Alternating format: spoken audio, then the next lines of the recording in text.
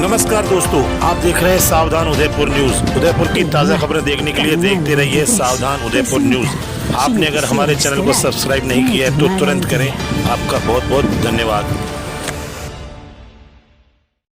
नमस्कार, आज हमारे सामने हैं देवेंद्र कटारा, जो समाज कल्याण बोर्ड से सदस्य हैं।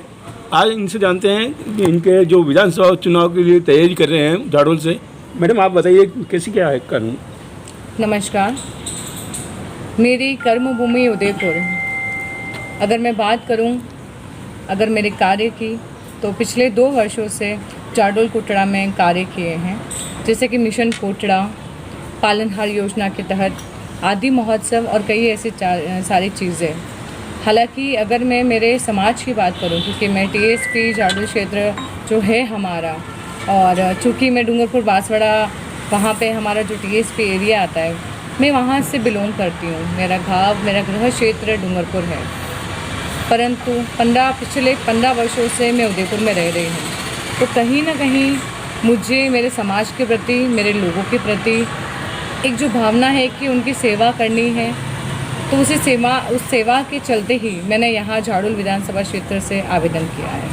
मैडम, आपसे एक सवाल है। आपका सेवा का जो आप मॉडलिंग में भी हैं, आप सेवा मौका कैसे आपने देखा, किस तरह से सेवा की जाए जी, ये चीज़ बताएंगे थोड़ा? जी, मॉडलिंग में थे तब हमेशा से सोचते थे कि इसमें आगे बढ़ना है। और अगर मॉडलिंग में भी देखें तो मैंने कई सारे पुरस्कार राष्ट्रीय अंतर्राष्ट्रीय स्तर पे जीते। उसके बाद हम थोड़े सक्षम हुए तो हमें लगा कि नहीं, हमें हमारे समाज के लिए और सर्व समाज के लोगों के लिए, महिलाओं के लिए विशेषकर कार्य करना चाहते हैं। तो उसी संदर्भ में हम लोग समाज सेवा करते गए और कई ऐसी छोटी मोटी गतिविधियाँ, चाहे शिक्षा को लेकर हो या सांस्कृतिक कार्यक्रम हो, हमने आयोजन किए। और उसके बाद आदरणीय मुख्यमंत्री साहब ने हमें समाज कल्याण बोर्ड की सदस्यता बनाया। मैडम, आपका एक सवाल और है। जैसे कि अभी एक बिलवाड़ा में जो घटना हुई, जो भट्टी कांड में जिंदा जला दिया, उसका बलात्कार करके, और अभी मनोज वाजपेयी जी भी यहाँ पे आए, तो ये कि बलात्कार में नंबर 1 है उदयपुर राजस्थान। इस विषय में क्या कहेंगे आप? जी, अगर हम राजस्थान की बात करें तो मुझे नहीं लगता है कि हमारा राजस्थान बलात्कार में नंबर 1 है, क्योंकि अगर हम भारत देश में रहते हैं तो मणिपुर की घटना, उससे बड़ी घटना हमारे देश में और कोई भी नहीं है। हमारे लिए शर्मनाक सबसे बड़ी बात यह है कि 4 महीनों से मणिपुर जल रहा है। कुकी और मेतेय, जो दोनों ही आदिवासी समुदाय हैं, किस तरह से भिड़ रहे हैं, पर वहाँ की केंद्रीय सरकार बिल्कुल भी ध्यान नहीं दे रही है। उसी प्रकार अगर हम हमारे राज्य सरकार की बात करें तो आदरणीय मुख्यमंत्री साहब कहीं ना कहीं महिलाओं से जुड़े हर मुद्दों को लेकर उनके ऊपर सोचते हैं और कहीं ना कहीं उन मुद्दों को आगे लाकर महिलाओं की मदद करते हैं। सरकार आपको टिकट देती है तो कोटड़ा में आप क्या ऐसे कार्य करेंगे जो आज तक नहीं हुए वहाँ पर?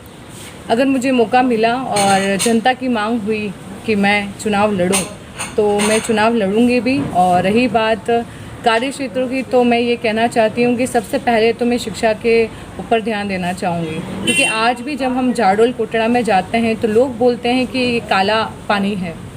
हालांकि वो डेफिनेशन अब कहीं ना कहीं बदली है पिछले 2 वर्षों में।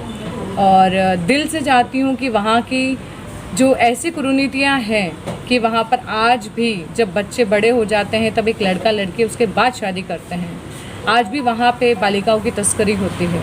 आज भी वहाँ पे शराब और उनकी जो चीज़ें वो बड़ी मात्रा में हो रही है। तो मुझे दुख होता है और मुझे लगता है कि मैं इन सब चीज़ों को बदलूं और कहीं ना कहीं मेरे समाज, सर्व समाज के लोगों के लिए कार्य करूं।